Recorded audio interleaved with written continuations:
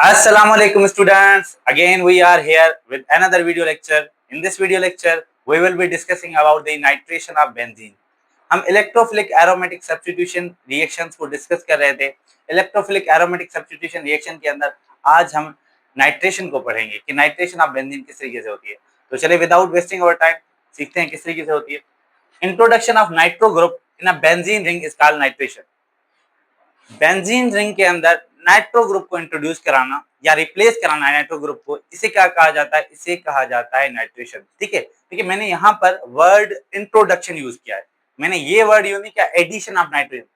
Addition of nitro group मैंने नहीं कहा। एडिशन ऑफ नाइट्रो ग्रुप आप कहेंगे तो वो हमारे पास एडिशन रिएक्शन हो जाएगा। यहाँ पर एडिशन नहीं हो रही, यहाँ पर रिप्लेसमेंट हो रही है, सब्स्टिट्यूशन हो रही है। ठीक है, किसके साथ सब्स्टिट्यूशन हो रही है? जो बेंजीन रिंग के हाइड्रोजन होते हैं उस हाइड्रोजन किसी भी एक हाइड्रोजन को रिप्लेस करके नाइट्रो ग्रुप वहां पर आके अटैच हो जाए, इसे क्या कहा जाता है? इसी को कहा जाता है नाइट्रेशन। ठीक है, इस रिएक्शन को क्या कहा जाता है? नाइट्रेशन। बेंजीन रिंग के जो हाइड्रोजन होते हैं उस हाइड्रोजन के किसी भी एक हाइड्रोजन को रिप्लेस करके वहां पर नाइट्रो ग्रुप लग जाए, इसी को नाइट्रेशन कहा जाता है। तो चलें देखते हैं किस तरीके से होती है। यहां पर मैंने बेंजीन रिंग बना दी। ये मेरे पास बेंजीन रिंग है, ये मेरे पास बेंजीन है। ठीक है, ठीक है, इसके साथ मैंने रिएक्ट कराया नाइट्रिक एसिड को। जब मैंने नाइट्रिक एसिड को रिएक्ट कराया in the presence of sulphuric acid, sulphuric acid की मौजूदगी में जब मैंने इसे रिएक्ट कराया under the temperature 50 degree to 55 centigrade, इस टेम्परेचर की मौजूदगी में मैंने जब इसे रिएक्ट कराया तो हमारे पास क्या बना? हमारे पास एक प्रोडक्ट बन गई। हमारे पास एक प्रोडक्ट बनी। इस प्रोडक्ट को क्या कहते हैं? ठीक है, ये हमारे पास एक प्रोडक्ट बन गई नाइट्रोबेंजीन। ठीक है, हमारे पास एक प्रोडक्ट बन गई, इसे क्या कहा जाता है? नाइट्रोबेंजीन कहा जाता है, और प्लस वाटर बना। तो ये रिएक्शन हमारे पास क्या होता है? Nitration reaction, nitration reaction of benzene. ठीक है, हमने किस तरीके से एरोमेटिक कंपाउंड के अंदर नाइट्रेशन कराई है, नाइट्रेशन ग्रुप को, नाइट्रो ग्रुप को जो है इंट्रोड्यूस कराया, ये हमारे पास रिएक्शन होता है नाइट्रेशन ऑफ बेंजीन।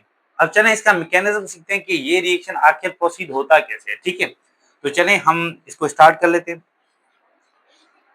तो मैकेनिज्म के अंदर जो फर्स्ट स्टेप होता है हमारे पास क्या होता है? वो होता है जनरेशन ऑफ इलेक्ट्रोफाइल।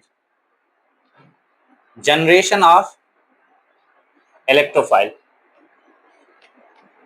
हमने पहले भी डिस्कस किया है कि इलेक्ट्रोफिलिक एरोमेटिक सब्स्टिट्यूशन रिएक्शन के अंदर जो ये फर्स्ट स्टेप होता है जनरेशन ऑफ इलेक्ट्रोफाइल, ये डिफरेंट होता है। आप चाहे सल्फोनेशन करें, आप चाहे हेलोजिनेशन पढ़ रहे हैं, या आप फेडरल क्राफ्ट अल्काइलेशन पढ़ रहे हैं, इन सब रिएक्शन के अंदर जो फर्स्ट स्टेप है जनरेशन ऑफ इलेक्ट्रोफाइल वो डिफरेंट होगा। बाकी जो रिमेनिंग दो स्टेप्स है वो एज इट इज सेम होंगे। तो चलें सीख लेते हैं कि यहाँ पर जनरेशन ऑफ इलेक्ट्रोफाइल किस तरीके से होती है। पहले मैं क्या लूंगा? पहले मैं लूंगा नाइट्रिक एसिड को, NO2 प्लस OH। इसको मैंने रिएक्ट करा दिया किसके साथ? सल्फ्यूरिक एसिड के साथ। मैंने सल्फ्यूरिक एसिड को कुछ यहाँ पर इस तरीके से लिख दिया ताकि मेरा रिएक्शन जो है मैं आपको समझा सकूं। ठीक है, अब जब मैंने इसको रिएक्शन कराया तो ये हमारे पास बैकवर्ड रिएक्शन होता है, यहाँ पर ये हमारे पास रिवर्सिबल रिएक्शन होता है। ठीक है, तो यहाँ पर ये क्या होता है? ये हाइड्रोजन ये OH आयन के साथ मिल जाता है तो हमारे पास ये बन क्या जाता है? यहाँ पर ये वाटर बन जाता है। ठीक है, प्लस ये क्या बन जाता है हमारे पास? Nitronium ion. ठीक है, नाइट्रोनियम आयन बन जाता है हमारे पास। ये हमारे पास क्या बन जाता है? This is nothing but the nitronium ion. ये ही आपका क्या होता है? इलेक्ट्रोफाइल होता है। अगर आपके एमसीक्यूज में पूछा जाए कि in nitration reaction which is electrophile, तो आप क्या कहेंगे? Nitronium ion is electrophile. ठीक है, उसके अलावा हमारे पास क्या बनता है?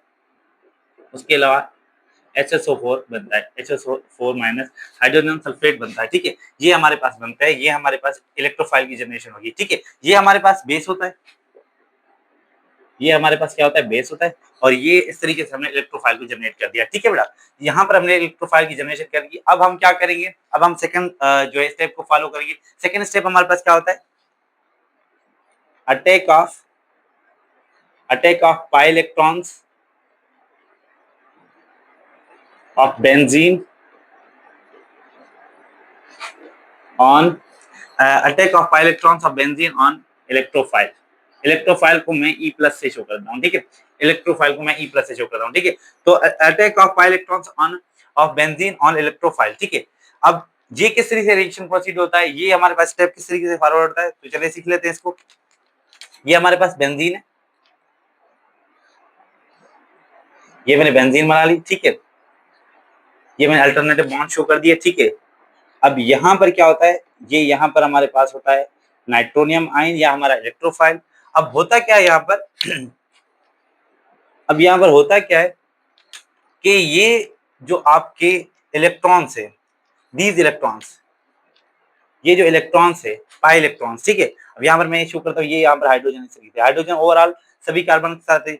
ये जो इलेक्ट्रॉन्स है, ये इलेक्ट्रॉन्स एक तो इस कार्बन का भी इस कार्बन के, ये इलेक्ट्रॉन्स क्या होते हैं, ये इलेक्ट्रॉन्स अटैक करते हैं किसके ऊपर, आपके इलेक्ट्रोफाइल के ऊपर, ठीक है। इलेक्ट्रोफाइल के ऊपर अटैक करते हैं तो हमारे पास प्रोडक्ट क्या बनती है, तो ये इलेक्ट्रॉन दोनों चले जाएंगे तो हमारे पास प्रोडक्ट क्या बनेगी, तो हमारे पास प्रोडक्ट बन जाएगी कुछ, ये हमारे पास इस तरीके से बॉन्ड बना दिया, इस इन दो इलेक्ट्रॉन ने बॉन्ड किसके साथ बना दिया, नाइट्रोनियम आयन के साथ बॉन्ड बना दिया, ठीक है। अब ये दो इलेक्ट्रॉन चले गए, अब इस कार्बन के पास जो इलेक्ट्रॉन बचे नहीं, तो यहाँ पर क्या आ जाएगी, पॉजिटिव चार्ज आ जाएगी, ठीक है। पॉजिटिव चार्ज इसके पास आ जाएगी, बाकी जो आपके पास अल्टरनेट डबल बॉन्ड है वो आप वैसे के वैसे शो करेंगे, ठीक है। अब यहाँ पर देखिए ये पॉजिटिव चार्ज जनरेट हो गई इस कार्बन के ऊपर, ठीक है। अब क्या करेंगे, ये डबल बॉन्ड इधर रिप्लेस हो सकता है, ये डबल बॉन्ड इधर इधर रिप्लेस हो जाएगा, तो हमारे पास क्या स्ट्रक्चर बनेगी, रेजोनेटिंग स्ट्रक्चर क्या बनेगी हमारे पास, तो हमारे पास रेजोनेटिंग स्ट्रक्चर बनेगी ये रेजोनेटिंग स्ट्रक्चर बनेगी, ये हमारे पास नाइट्रो, ये हमने हाइड्रोजन शो कर दिया, तो हमारे पास ये रिएक्शन, ये यहाँ पर डबल बॉन्ड आ गया, तो यहाँ पर ये पॉजिटिव चार्ज इस कार्बन के ऊपर आ जाएगी, ठीक है। इसी तरीके से ये हमारे पास डबल बॉन्ड है। अब ये डबल बॉन्ड इधर आ जाएगा, ये डबल बॉन्ड इधर मूव कर सकता है, तो ये डबल बॉन्ड इधर आ जाएगा, तो हमारे पास एक और रेजोनेटिंग स्ट्रक्चर क्या बनेगी, एक और रेजोनेटिंग स्ट्रक्चर हमारे पास बनेगी, ठीक है। अब ये पॉजिटिव चार्ज इधर आ जाएगा, ये NO2, ये H, ठीक है। ये हमारे पास तीन रेजोनेटिंग स्ट्रक्चर बन गई हैं इस आयन की या इस इंटरमीडिएट की। इस इंटरमीडिएट को क्या कहा जाता है, इस इंटरमीडिएट को कहा जाता है अरीनियम आयन, अरीनियम आयन कहते हैं आप इस इंटरमीडिएट को, या फिर आप इसे बेंजोनियम आयन कहते हैं, बेंजोनियम आयन कहते हैं, या फिर इसे आप नाम देते हैं क्या, आप इसे एक और नाम देते हैं क्या, सिग्मा कॉम्प्लेक्स, आप इसे सिग्मा कॉम्प्लेक्स भी कहते हैं। So these are the different names of this ion, ठीक है। अब यहाँ पर एक चीज नोट की होगी आपने कि यहाँ पर ये बेंजीन था, ये बेंजीन हमारे पास एरोमेटिक है, एरोमेटिक है क्योंकि इसके पास alternative double bond single bond है और इसके सारे कार्बन क्या है, sp2 हाइब्रिडाइज्ड है। लेकिन अगर आप अरीनियम आयन के अंदर देखें, जो ये इंटरमीडिएट हमारे पास बना है, ये इंटरमीडिएट जो हमारे पास बना है, इसके अंदर जितने भी कार्बन है वो सारे sp2 हाइब्रिडाइज्ड नहीं है। किस तरीके से नहीं है, अगर इस कार्बन को आप देखिए, ये कार्बन हमारे पास sp2 है, ये भी sp2 है, ठीक है। ये इस कार्बन को देखा जाए तो ये हमारे पास sp2 नहीं है, ये हमारे पास क्या sp3 कार्बन है। तो ये हमारे पास अरीनियम आयन जो होता है या बेंजोनियम आयन या सिग्मा कॉम्प्लेक्स, ये हमारे पास क्या होता है, नॉन एरोमेटिक इंटरमीडिएट होता है, ठीक है। नॉन एरोमेटिक इंटरमीडिएट, देखिए एरोमेटिक से नॉन क्या बन गया, नॉन एरोमेटिक इंटरमीडिएट बन गया। अब हमें क्या करना है, हमें उस एरोमेटिसिटी को रीजनरेट कराना है, तो हम क्या करेंगे, थर्ड स्टेप में आएंगे। थर्ड स्टेप हमारे पास क्या है, रीजनरेशन ऑफ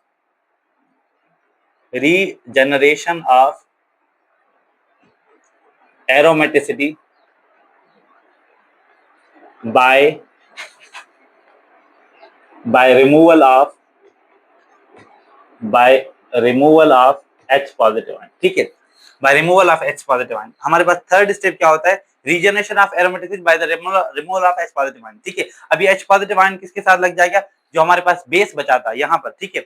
ये बेस लगा था, इस बेस के साथ जाके ये बेस इस प्रोटॉन को जाके एब्स्ट्रैक्ट कर लेगा और हमारे पास जो प्रोडक्ट बनेगी वो प्रोडक्ट बनेगी हमारे पास नाइट्रोबेंजीन, ठीक है। हम ये स्टेप कर देते हैं यहाँ पर, किस तरीके से होता है प्रोसीड, ये हमारे पास ये जो हमारे पास एल्यूमिनियम आयन बना है, ठीक है।